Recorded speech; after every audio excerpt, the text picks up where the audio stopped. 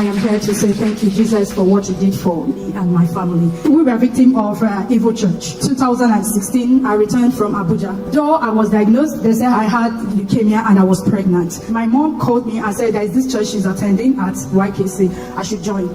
So at first I was reluctant, but later I joined. But along the line, I saw a whole lot of things. Even the wife of the so-called prophet was the one who told me 75% of negative things that I have been wondering. But when she told me those things, I was able to have my conclusion, and I said, this is not the right place for me, and I left. And the man came to me, he knelt down, he begged me. There was nothing he didn't do. He ended my marriage at the cost of this. It wasn't funny.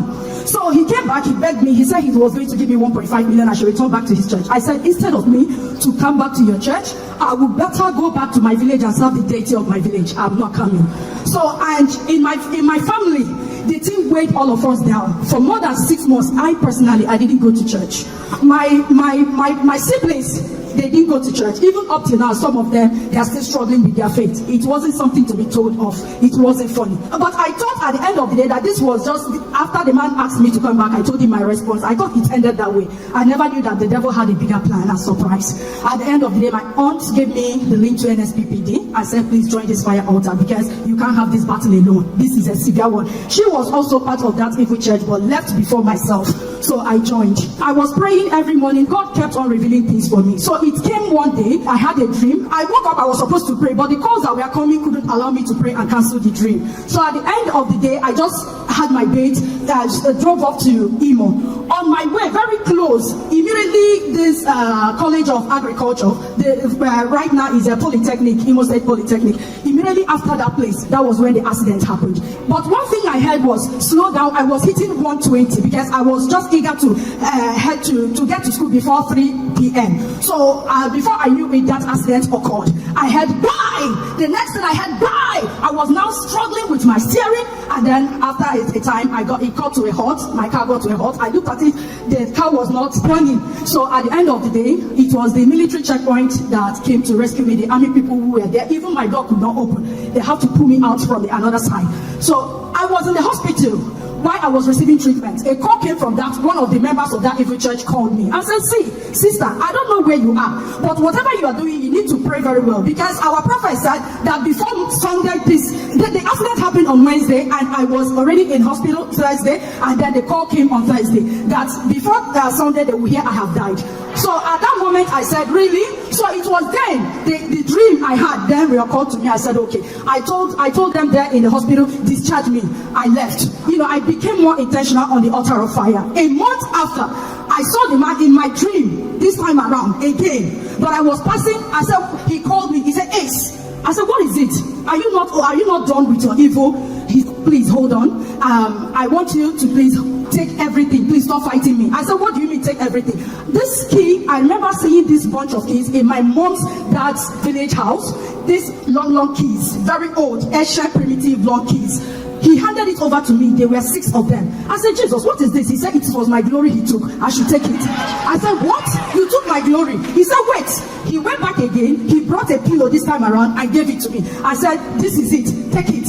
I collected it. He said, but please, one thing I'm begging you, stop calling my name on that altar. Stop mentioning my name. I will no longer fight you. I will not fight you again. I've handed over everything which I've collected. Please take it and go. And then I woke up. I said, this is reality, because by the time I woke up, it was 2 a.m. in the night. I started praying again. This thing happened their Papa's birthday.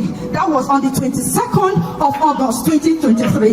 Then I heard Papa said, what stopped it the other time will not stop it again, and this time the answers will not be delayed. So I started praying with it. Then on the night of 23rd of the same August, so while I was praying, I saw Papa. He came there, singled me out among 5 other ladies who were praying with me on the altar. I don't know them, it was just a dream.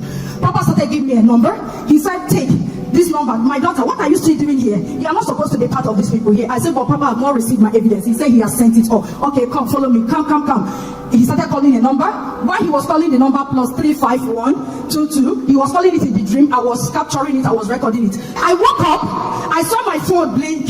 because my son woke me up and said, "Mommy, please cover the window." So when I woke up, I saw that my phone showed a light. So I took a pen and then wrote down the number that Papa gave me with all intention that it was Papa Jerry's number that the next day I was going to call. So while I jotted it down, I took my phone. I said, "Oh, my Wi-Fi is still on by this time." It was 3 a.m., just a minute past 3 a.m. in the midnight. I switched off the phone and then switched off my Wi-Fi and then went back to bed. While I was, the next day I woke up, I said, "Yeah, Papa called me. Papa gave me his number, let me call." I started calling the number didn't go through. Then I looked at it, I said, "There is this number that equally called me that last night." Behold, it was the same number. I took my paper, I looked at it, I said, "This is the same number that Papa gave to me. Could it be that Papa called me? I didn't click. What is going on?" So why on that? The number started calling me back again. I picked it. The man said, "Hello." I said, "Yeah, hello."